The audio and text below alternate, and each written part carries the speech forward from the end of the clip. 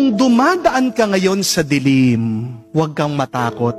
Hindi man aalisin ng Diyos ang dilim ng iyong buhay, ang iyong depression. Ito ang mabuting balita. Maglalakad ang Diyos kasama mo sa gitna ng dilim, sa gitna ng iyong mga problema. May dahilan ang Diyos bakit binibigyan ka ng napakatinding lungkot o depression. Ito ay para mas mapalapit ka pa sa Kanya. Isa po sa mga pinakamagandang tinuro ni San Ignacio ng Loyola sa atin, yung tinatawag pong the discernment of the spirits.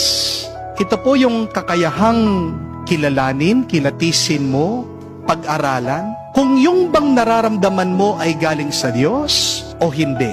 Hindi lahat ng iyong nararamdaman ay galing sa may kapal. Unawain niyo yun. Kapag meron kang desolation, yan po yung spiritual dryness, lungkot, kabiguan. Ito po ay isa talagang tukso para mapalayo ka sa Diyos. Pero ang turo po ni San Ignacio, kung man nakakaranas ka ng desolation, never ever make a major decision. Kapag down ka, huwag kang magpapasya, huwag kang bibitiw dahil lang madilim ang iyong paligid. Huwag mo agad sasabihin sa Panginoon, Lord, ayaw ko na, suko na ako. Mga kapatid, tandaan niyo po, kapag madilim, huwag ka munang gagalaw. Baka mahulog ka, baka masaktan ka, baka madapa ka. Di po ba? Kapag madilim, manatili ka lang kung nasaan ka. Kumilos ka lang, gumalaw ka lang. Kapag nagkaroon na ng ilaw, o kapag lumitaw na ang araw. Kasi kahit naman doon sa dilim, nandoon ang Diyos. Hindi mo man makita ang Diyos, pero nararamdaman natin siya. Amen? Even in your desolation, God is present. God is loving you. God is guiding you. At kung man meron po kayong depression ngayon, balikan niyo po yung mga panahon na kung saan naranasan niyo ang Panginoon. Go back to your experience of the divine. Try to find where is God in your life now. Kung wala kang nararamdaman, alalahanin mo yung mga panahon na kung saan puno ng liwanag ang iyong buhay. God is still the same God. Hindi naman po nagbabago ang Diyos. Ang damdamin lang natin, ang ating nararamdaman ang nag-iiba.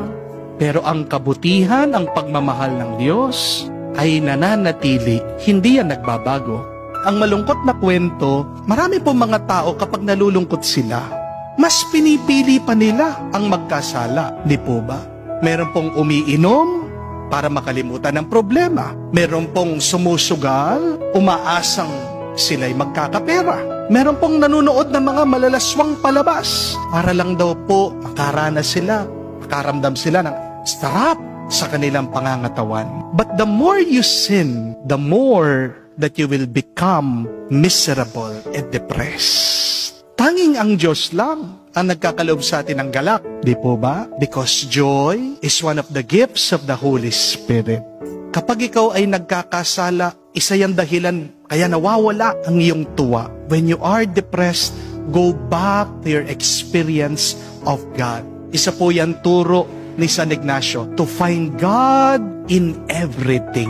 Hanapin mo ang Diyos sa lahat ng bagay dahil pag nasumpungan mo, nakita mo ang Diyos, hindi lang galak ang pagkakalob niya sa iyo, kundi buhay at buhay na walang hanggan.